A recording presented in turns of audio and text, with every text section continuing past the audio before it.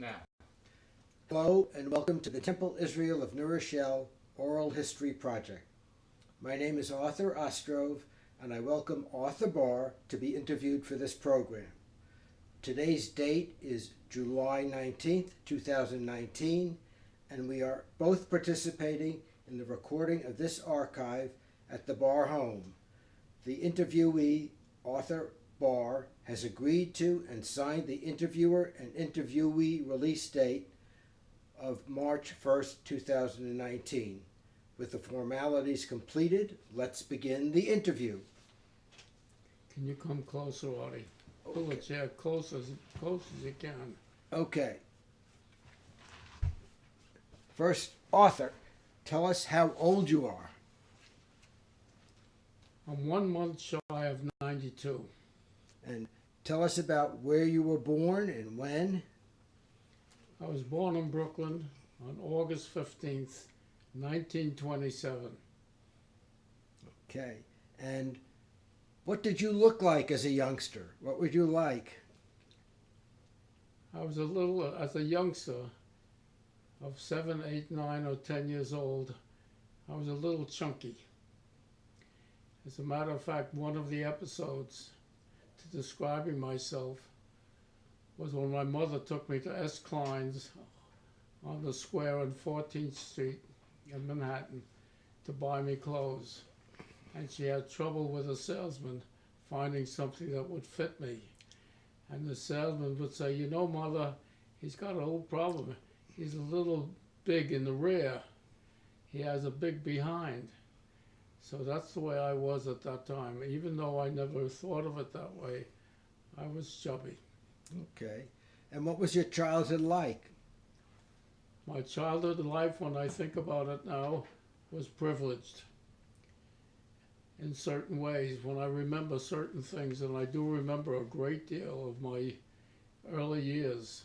When I say early years, I mean starting when I was 3 years old on out. I have recollections of events in my life at 3, 4, 5, and so on in my life. And I know my mother took good care of me. I was brought up during the Depression. I never sensed any deprivation whatsoever. We always had food on the table. We always had clothes to wear, and many other experiences to indicate that we did not suffer from the Depression. Why we didn't, I don't know. I wasn't conscious of it being a depression and what my father and mother provided for me in way of money on which we lived. What are some of the best memories of your childhood? Best memories of my childhood? Well, childhood extends over a long period of time, see. So the best memories of my childhood were the relationship I had with my mother and my brothers. I had 2 brothers, but now we're getting ahead of ourselves. I had 2 brothers. One was 4 years younger, and the other was 13 years younger than I am. Did you have a nickname when you were growing up? I have a nickname? No. Some of my friends might have called me Artie, but no nickname. How about your full name? I think you told me a story about that. My full name is all I'm going to tell you about. My full name is Arthur Barr, B-A-R-R.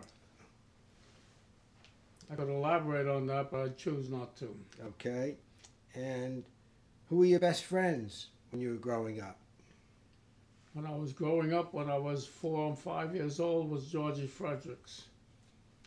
He lived downstairs in the apartment building in which I lived, which was on the 2nd floor, and Georgie Fredericks was on the 1st floor. I remember his name,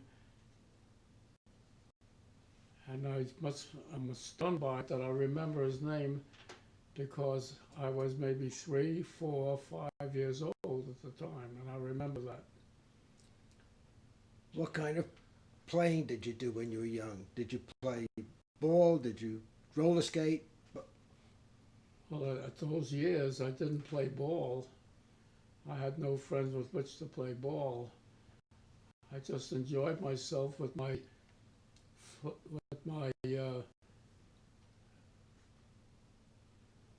not flash garden, but I'm trying to remember the gun that I got from with coupons from one of the creatures in my life at that time that transported me to the 21st century. And here we are. See, with my great memory, I remember his compatriot, which was Flash Gordon, but there's somebody that came before him. Okay. So I enjoyed the radio. I remember on Sunday night, the radio we had in the house provided me with an entertainment on Sunday night, the Eddie Cantor Show.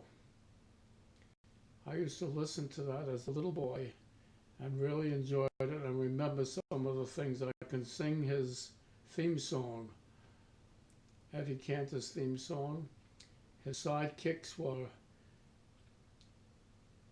Bert Gordon, the Mad Russian, and Rubinoff and his violin. And the creature that was known as the not Rubinoff, but the Mad Russian, was in love with a movie actress, Jean Harlow, but he called her Gin Harlow. That was his favorite. And then I just remember how sad it was when the program was over and he sang the farewell song. I love to spend each Sunday with you as friend to friend. I'm sorry it's true, and so on. And tears would come to my eyes because I felt so sad about it. Beyond that, my recollections are my mother sending me outside to play dressed in a New York Yankees uniform with my Flash Gordon gun that I got with coupons. And I played outside, and the school to which I went, I never went to kindergarten. I started in the first grade at PS 177, which was about 4-5 blocks from my home. My mother dressed me and sent me to school, and I walked there.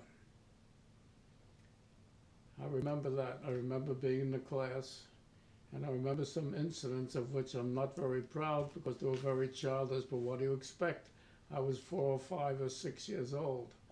I showed off for the girls because there were puddles in the sidewalk which were not completely paved at that time. And I got on my hands and knees and imitated a dog and lapped up some of the dirty water. But these are the things that I did. And she dressed me in a foul weather ensemble with a hat and a coat, all rainproof. How about some of the later years in school? What was your school life like? School life at that area was very, very modest.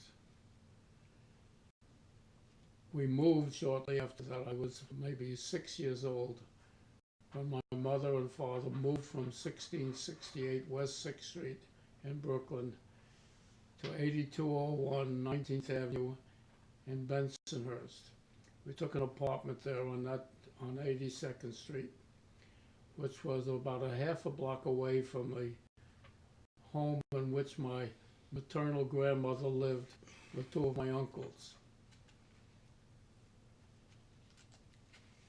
And I then attended JHS 128, was a junior high school.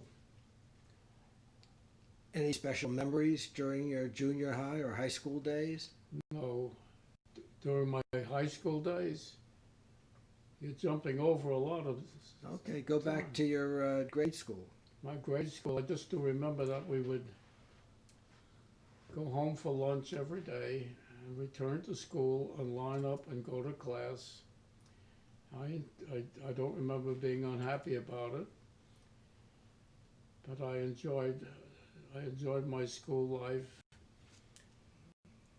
But along the way, I guess I was bright enough to be selected to skip a class. So I skipped the fourth grade and went to the fifth grade, which was traumatic for me for a while because I felt that I was way behind everybody else and it kind of intimidated me. So I remember crying with anxiety and being comforted by my mother's brothers at that particular time. But the big event in those years was I lived in this apartment house, and we had a live-in servant or maid. During those years, there were young women from Pennsylvania that needed work, and they acted as Au pairs, I guess. caregivers or maids, and they were full-time. And one Sunday morning, to allow my mother and father to sleep, she took me out of the house and we walked down the street towards my grandmother's house. It was quite early, it was around Thanksgiving of that year. I was 7 years old, so I guess it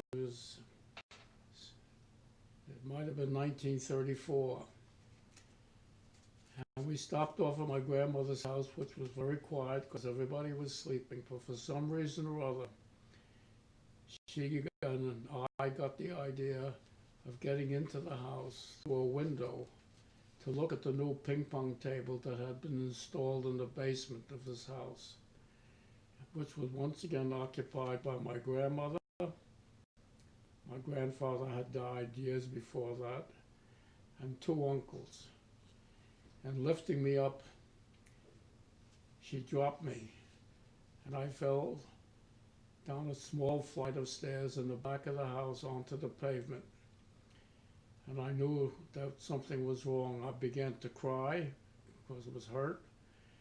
My uncles woke up to the noise. She must have awakened them. They came down and took me into the kitchen. My left arm could not be raised. It was limp. They removed my jacket and exposed my arm, only to find, and I saw too, a bone had emerged from the lower part of my wrist and was sticking out.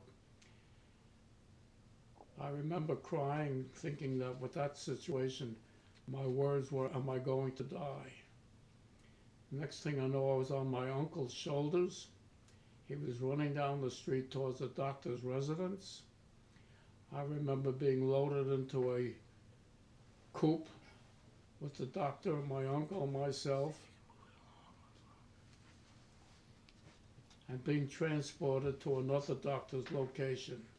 I didn't know what was going on, but that doctor, I do remember, put me in a room on a table and fed me ether to put me under and started to, I guess, set the bone on my wrist before I had completely fallen asleep, and I remember screaming with pain. I then woke up in the Israel Zion Hospital in the children's ward with a compound fracture and a simple fracture on the wrist, which my mother and father endured because the story is that they told my parents that I had an infection that developed called osteomyelitis, and they might have to remove the arm, but from below the elbow. To skip ahead a little bit, they treated the infection, and eventually it subsided. But the long-term aspect of it is that break shortened my arm by 1.5 to 2 inches, and also kept me out of the military because I have a sensitive spot on that thing. There's a scar there which is very sensitive. skipping ahead now. I'm going down to being drafted to World War II, Okay. but I was rejected because I had a tender scar and a slight malformation of the left wrist. And the interviewing sergeant took up a rubber stamp and stamped my application, rejected, unfit for military service. That happened twice when I went to enlist in the Navy, same thing occurred, and when I was drafted. So in that sense, that unhappy event in my life kept me out of World War II.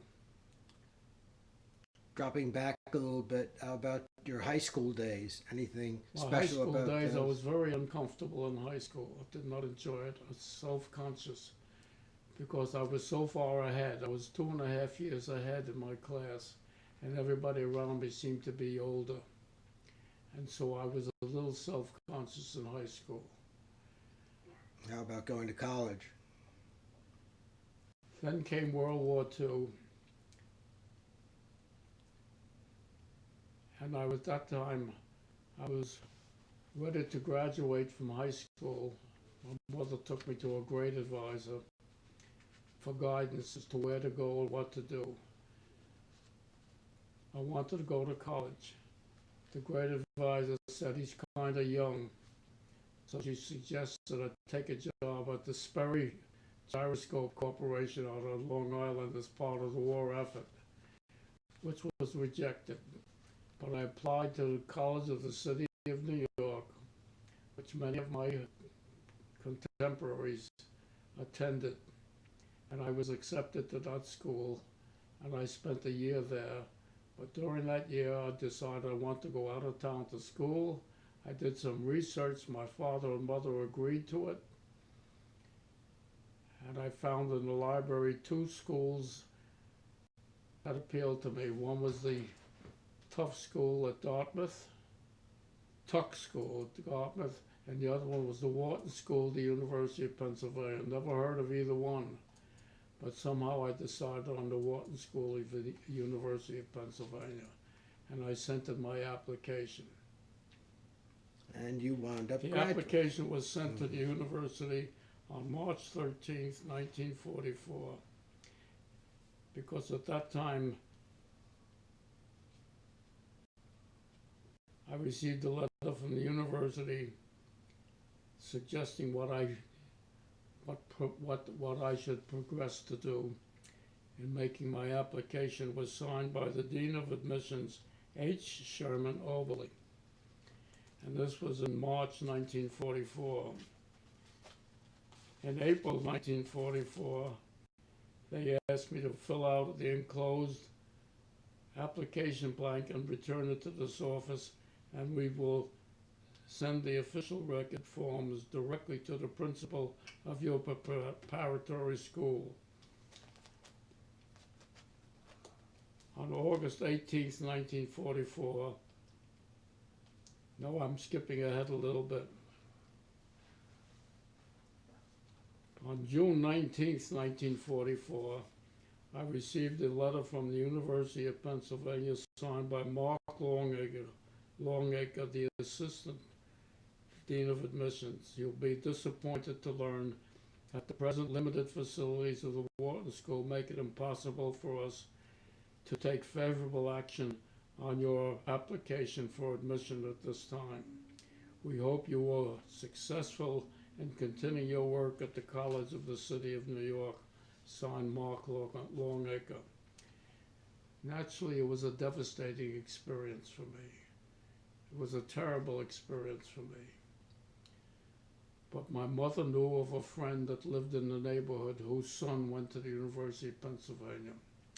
My mother called the woman, Lily Greenfield, and asked her for some advice. Her son attended the University of Pennsylvania. He was my age. She suggested that I go down to the school with them. They were driving to Philadelphia in a few days to pick up their son's belongings, and I went with them. They set me up in a place to sleep in a vacant fraternity house with a mattress and a pillow and no sheets or pillowcases. The next morning I got up, I found my way to the office of admissions, and I entered the office and I stood behind a barrier when an apple-cheeked man came up to me. "Can I help you, young man?" I said, "I want to speak to Dean Oberly." He said, "He's not in today." "How about Mark Longacre?" "He's not available. Can I help you?" So I told him my circumstance. And to sum it up, he looked at me, he said, "Young man," he said, "we're going to reconsider applications in a couple of weeks. Go home. I'll remember you." He said those words, "I'll remember you." And so the highlight of this story is that on August 18th, 1944, I received a letter from the University of Pennsylvania which said, "Dear Mr. Barr, it gives me pleasure to inform you that your application for admission to the Wharton School of Finance and Commerce in November 1944 has been approved." Okay, Arthur, I think rather than go into such detail on some of these things, What? there's a lot more that you can tell us about your life, and we don't need that much detail Okay. on things, okay? But that was a good story, and I liked it. It's a very proud moment of my life I understand that. that as a young man I accomplished something that was very, very important to me. And so I enrolled at the University of Pennsylvania. I entered as a sophomore because all my credits at the City College were accepted. I moved into the dormitory, which was open at that time. I met two roommates. We were rushed for a fraternity. All three of us joined Alpha Epsilon Pi, but not before we went out to dinner one night at the cafeteria when I spotted a young girl, because we were very interested in the girls, and there was a very, very pretty girl with long brown hair, a white sweater, skirt, and bobby socks. And I said, "She's cute." And somebody said, "Don't bother. Her name is Connie Wolf. She's too popular. You'll never get a date with her." He knew who she was. So let me skip ahead. She eventually became the mother of my two children. Okay. Another great accomplishment. Arthur, tell us about after college. What did you do? After college, I never worried about. I took a course in marketing. The speaker at the graduation was Dwight Eisenhower, who eventually became President of the United States.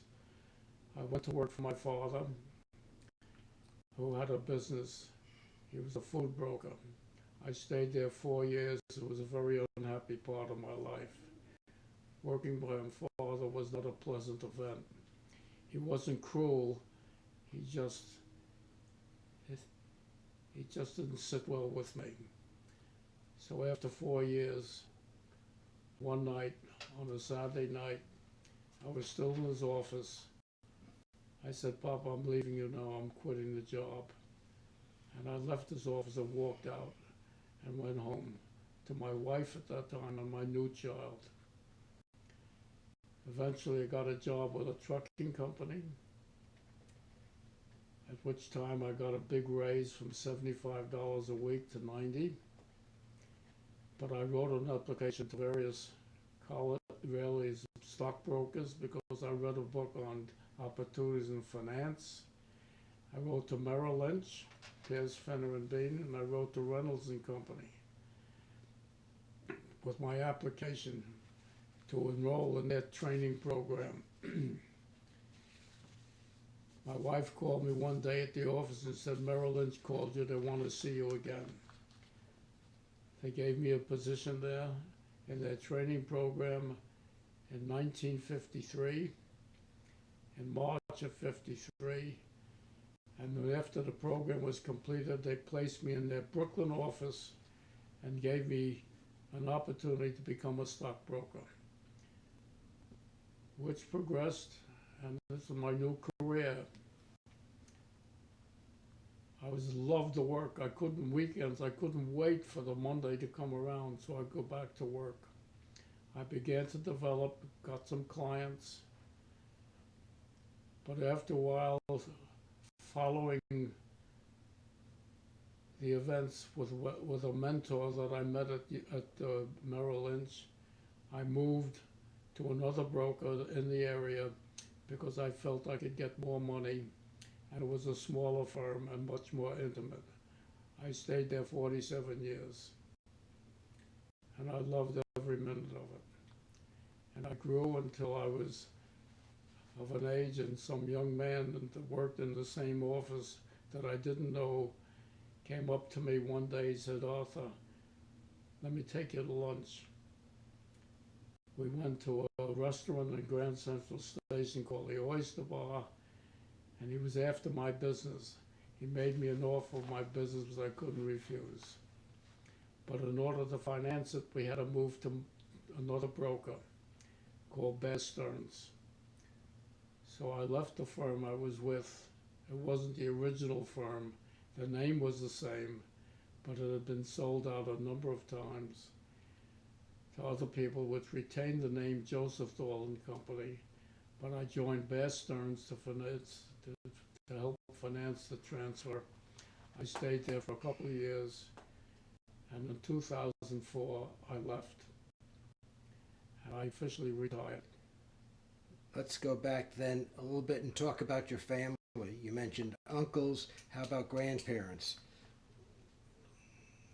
In the early days, after the first apartment house, we moved to a second apartment, and from there we moved into my grandmother's home. My grandmother was alone with two of her sons, my uncles.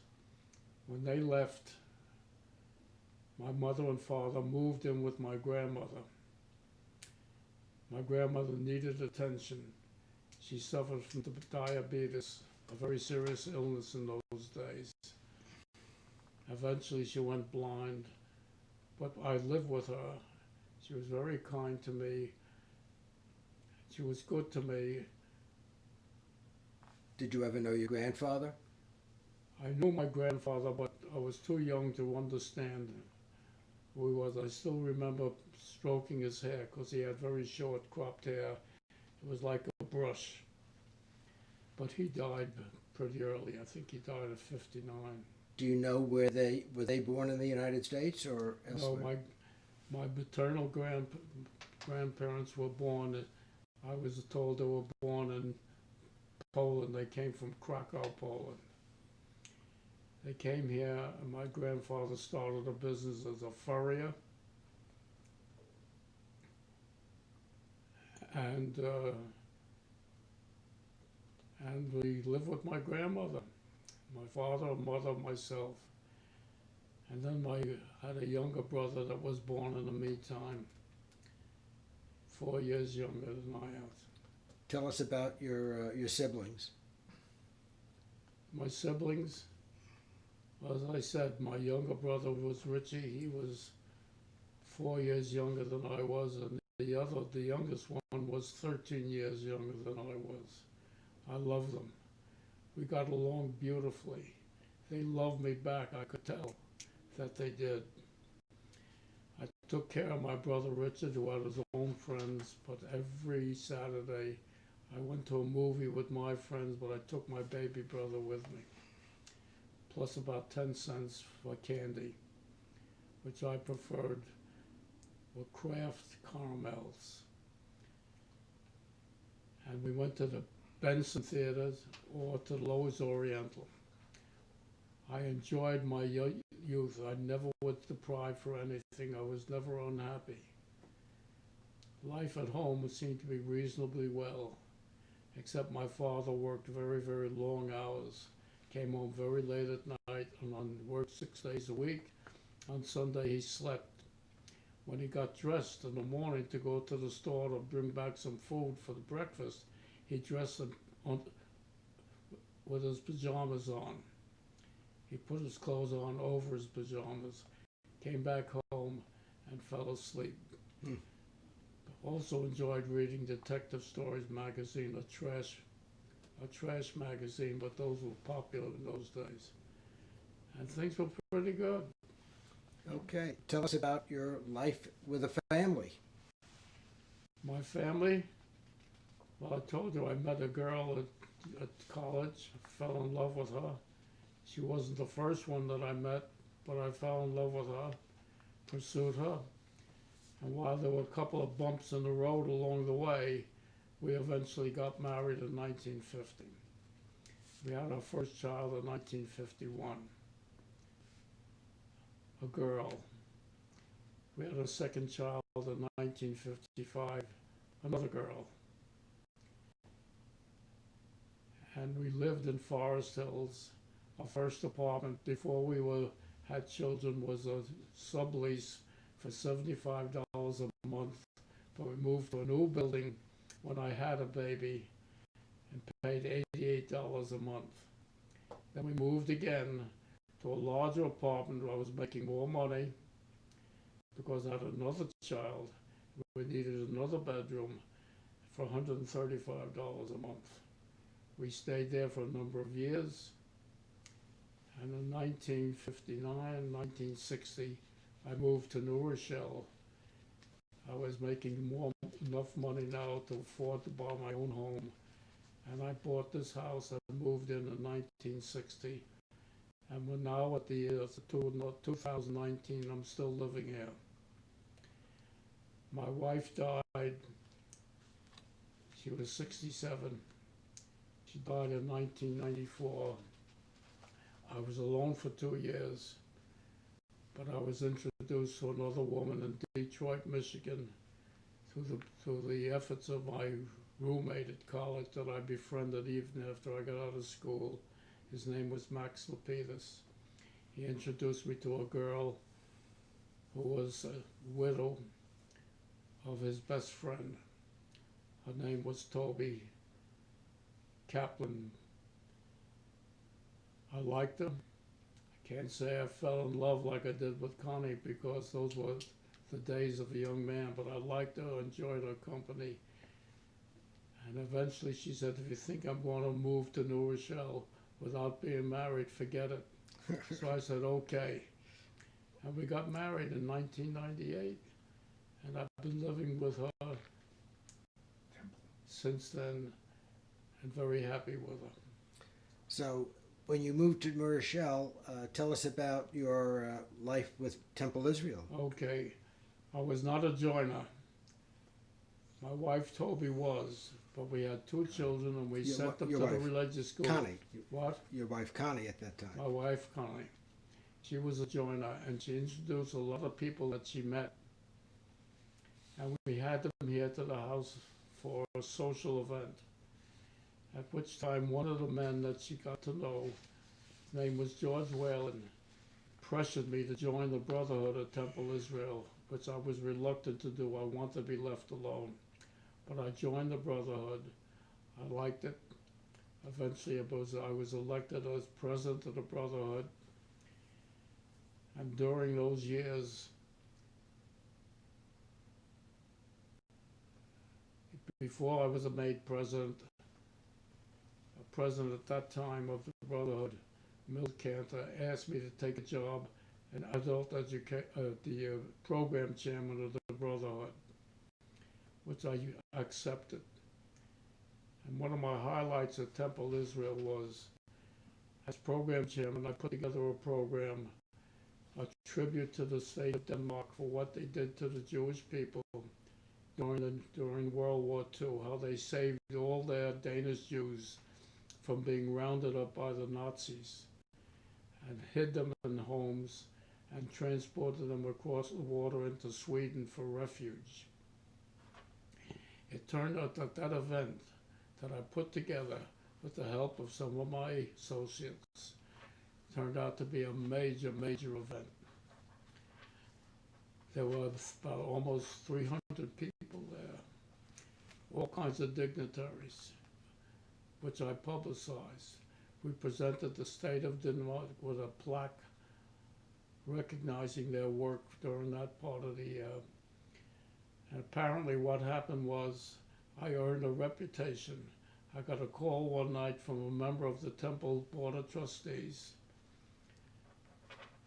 But I'd like to invited me to become a member of the Board of Trustees. I don't remember his name. Do you know his name, the one man with the cigar? Nelson Joshua? Nelson Joshua.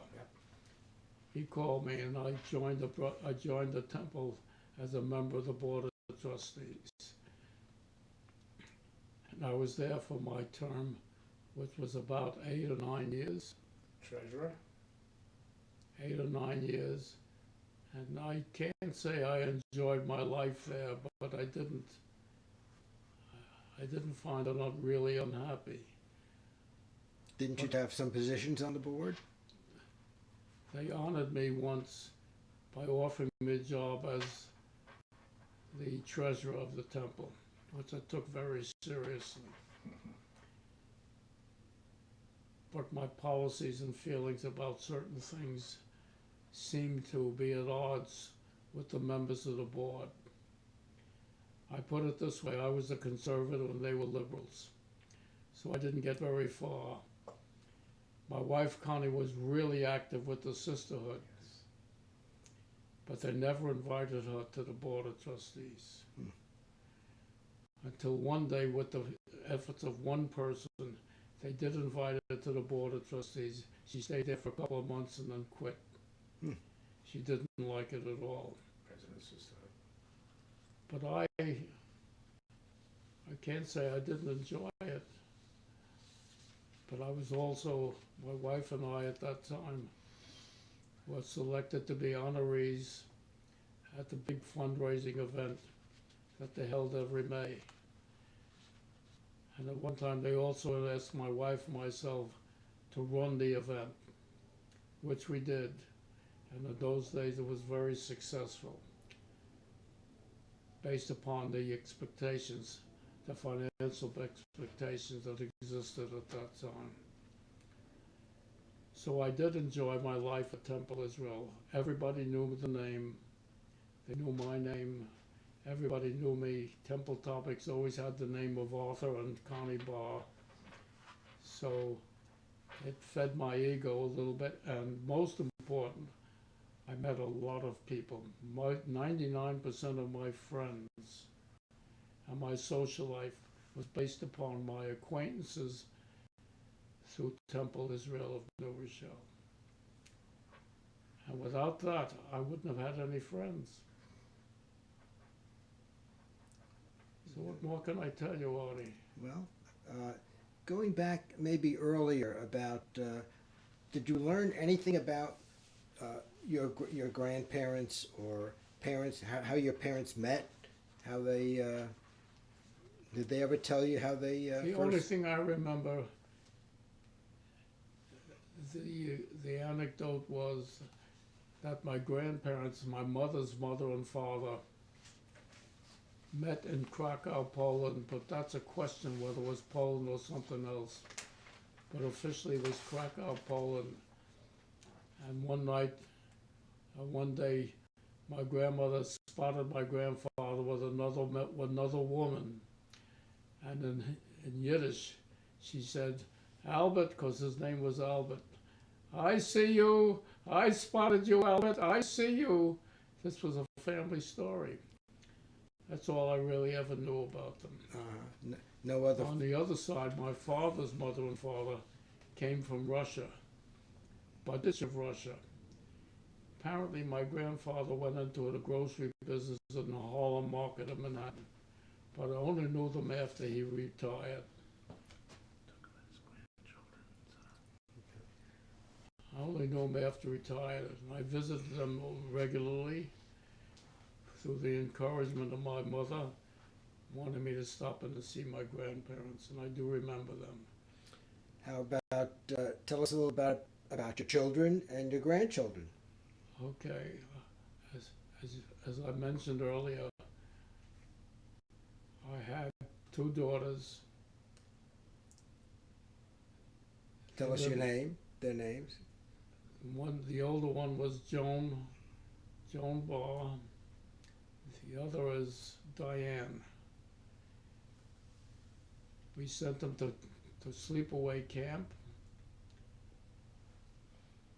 They did not feel very enthusiastic about applying to a legacy at the University of Pennsylvania. The older one went to Syracuse.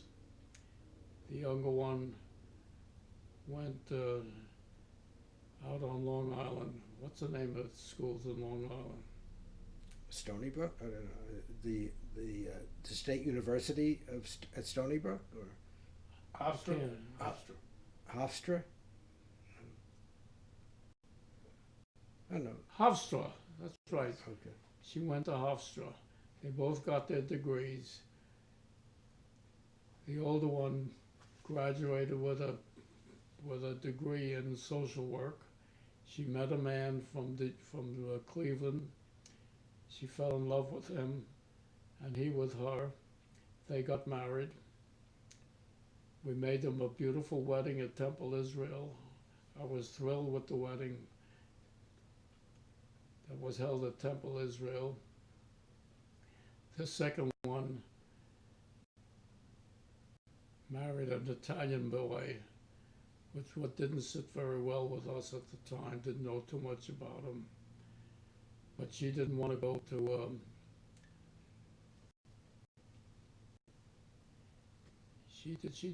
we didn't make her a wedding at Temple Israel. We went to a hotel, and she had a lovely wedding there, but the marriage didn't last very long.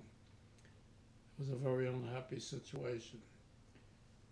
So eventually she left him and divorced him, and she pursued her life as a single woman and did very well in establishing a life for herself. And what about your grandchildren? Tell us about your grandchildren. My older daughter had two children. One was Dana, who's now 40 years old, and the other one was Adam, who's now about 35. And the story there, of which I'm somewhat proud, is that Dana has made her way in life. She has not found anybody, and she's not married, but she's living independently and takes good care of herself. Adam slipped in his early days at school and got involved with drugs, and it was a very unhappy part of his life. His mother struggled to try to straighten him out, but the short story of it all is he eventually took charge of his life, and he now is a father, and he's very happy. He has his own home, and he's straight and clean, and has been clean for 10 or 15 years. So we make him a very important accomplishment in our lives, thanks to his mother, my daughter Joan. Very good. Going back to Temple, you haven't mentioned anything about the rabbis or cantors. What were your relationships there? Okay, I had a wonderful relation with Rabbi Shankman, the original rabbi at the temple. In fact, based upon the things he said to me and did for me, I was a fair-haired boy to him. And he was anything I wanted, which wasn't very much. Anything I wanted, he would provide for me if I needed his help. And we were very close in that regard. So I enjoyed my relationship with him. And the cantor Sumner Crockett. had the unlikely name of Sumner Crockett, was also a very nice man, but I had no personal relationship with him. When Rabbi Shankman died, the new rabbi was Amil Wohl, and somehow I worked very hard to become friends with him. I told him I wanted him to be my friend, and vice versa. He was very agreeable to that. But Rabbi Wall had a great mind, spoke beautifully when he talked about religion and the Reform movement. But he had a little difficulty in relating to other people on a one-on-one basis. So it was a little difficult being friends with him. But we got along quite a bit. I called him every year for his birthday, and he returned my call. And I was a supporter of him during a difficult time at Temple Israel Life, where there was some controversy which I choose not to discuss, because it's negative and I don't have time for too many negatives. How did you come up with your conservative philosophy? What influenced you in that regard? Well, that's a tough question to respond to. I could say my exploration of the world of politics was very, very limited, Artie. I paid no attention to politics. But I just knew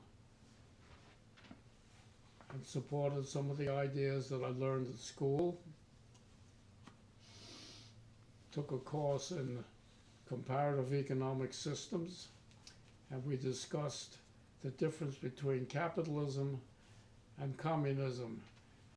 And the professors at that time emphasized the importance of capitalism over communism. And we were taught those things. I took a course in finance and the movement of money in the Federal Reserve, and I liked all of those thoughts, and that's the way I felt. And perhaps my exposure on Wall Street, to reading the Wall Street Journal, which was provided to me by my employer, and reading the Wall Street Journal, particularly their editorials, which were beautifully written and very persuasive. I did not read the editorials for the New York Times or any other publication because I didn't have time to read all those things. I used to read the Wall Street Journal, and I just liked the ideas. Okay. I still do. Yeah. How about, did you have any hobbies? I don't remember any hobbies that you might have had. I don't get you all. Hobbies. Did you have any hobbies?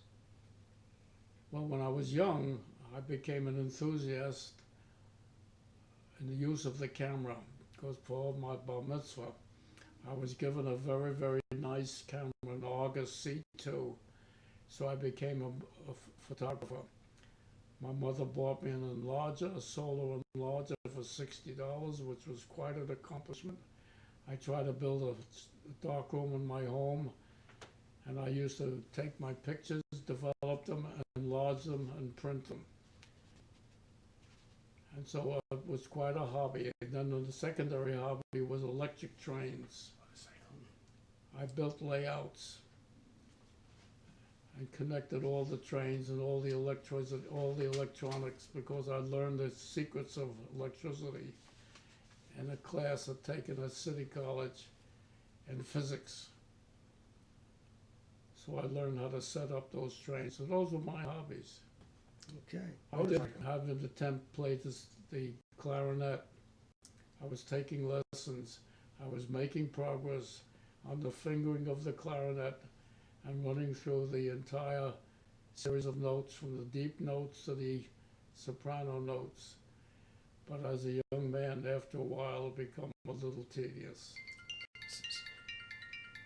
So you never actually I never pursued. I tried to take it up again when I was an adult. I made a commitment to practice, but that fell through as well. So as a boy, I did have those hobbies. As a man, my hobby was to make money.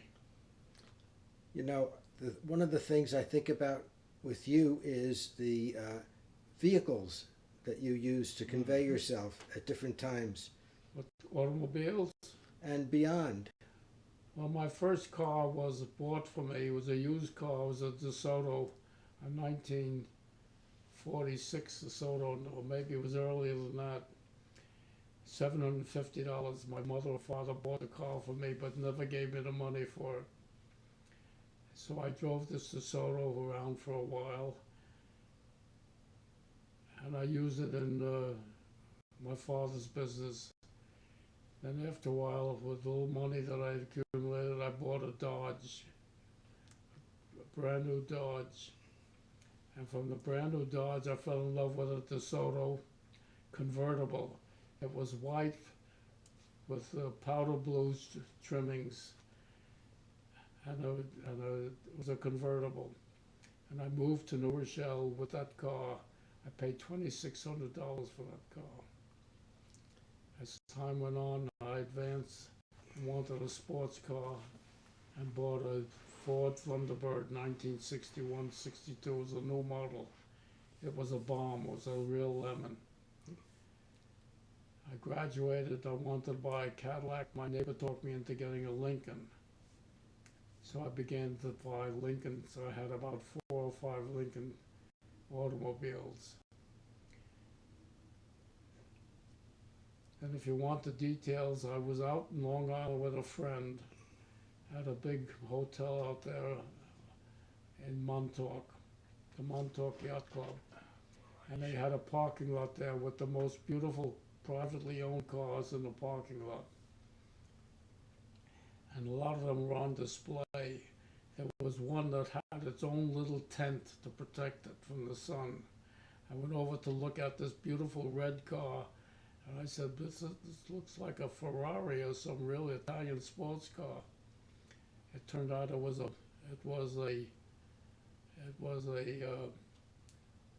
Corvette. General Motors Corvette. Corvette. It was a Corvette. So I said, I want to get a red Corvette. My son-in-law at that time was visiting here, and he said, let's go out, Artie, and let's look around for a Corvette. We went to one shop that had a Corvette on the floor, but it was sold. And so we were about to leave. He said, wait a second, we have one, a new one, a 1965 Corvette in the garage being prepped. Want to look at it? My son-in-law went out and looked at it, and he said, without asking me, we'll take it. I checked with my wife, and she said, that's okay. So listen, a young man wanted to explore new worlds. So I bought a Corvette as a second car. Which began a succession, as I recall. So I had a couple of Corvettes. My last one was 2003. I couldn't get a red one. All they had was a yellow one. So I took it. I settled for it, but didn't realize I was buying the top of the line at that time in terms of color. But along the way, I destroyed it. I was miserable if I got a scratch on it. But one afternoon, I was putting the car in my garage. My foot slipped off the brake onto the accelerator, and I drove the car into my house through the garage. Through that wall. Yeah, we remember that. I'm just happy that I survived the crash. Okay, end it up. Okay. Arthur, tell me about a couple of other conveyances. I seem to recall you coming up to my house. You used to bike a lot, and you had two kinds of bikes. One was foot power, and another was I always motorized. explored opportunities in different areas that appealed to me. I wanted to go skiing, so I learned how to ski, and I was pretty good after a while. My father was a fisherman, and I wanted to be a fisherman also. So I explored fishing opportunities, and I chose to go to Maine myself at a fisherman's paradise outside of Bangor, Maine, fishing for smallmouth bass. So I was a fisherman, and I loved Corvettes, and I loved to learn how to ski. And then there was a new world. What about a motorcycle? So I bought a motorcycle from a friend, a used motorcycle, a Kawasaki 440. And I practiced and I learned how to drive a motorcycle. And I enjoyed the life on a motorcycle. I eventually inherited my oldest brother's motorcycle when he died. A bigger motorcycle was a Kawasaki 750. So I enjoyed these things. I tried golf when I was in my younger days.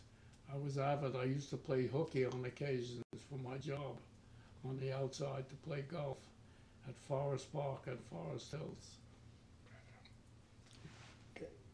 All right. I used to get up at 2 or 3 o'clock in the morning to get online to play at public golf courses. I didn't know too much about Westchester. There was a golf course near my home in Brooklyn, Dyker Heights. But I found there was another golf course up here in Westchester called Saxon Woods. It's a long trip, but I experimented and I drove all the way up here to play golf at Saxon Woods. Was I good? No. Did you play at Saxon Woods after you moved up here? No. Okay. I gave up golf after I moved up here because my friends wanted me to join a golf club, but I wanted to play with my new house. And playing golf on a Saturday took the whole day on a Sunday, so I didn't have time for all that. So next thing you know, I was being invited to my friend's golf courses as a guest. That was the best thing. If the price was reasonable as a guest, but they stopped inviting me for two reasons. One, I played better than they did, and two, I think it became too expensive for them to entertain a guest at their golf club. But I gave up playing golf. Okay, Arthur, I want to thank you very much for telling us about your life. I know there's so much more, but I think that probably we got a good idea of the highlights and lowlights, and we thank you for participating in Temple Israel's project. The conclusion is Temple Israel was a very important part of my life. It not only expanded my life in the terms of social experiences and new friends, but being part of the temple life, I also benefited in terms of business as well. Many of these friends turned to me for their investment life, and so I got not only a great social life out of it, but I got some decent business experiences from them. And so I can say that my life in Westchester was very enjoyable, largely in part of Temple life. In fact, it took up most of my time during the early days of Temple life. And so I'm happy I lived in New Rochelle. I never wanted to move to a bigger house. I'm happy with this one. And I'm happy with Temple Israel most of the time, but not always. Okay. And so what else can I say? No, that's been good. I think it's set. That's good. Thank you. Okay. Thank you very much.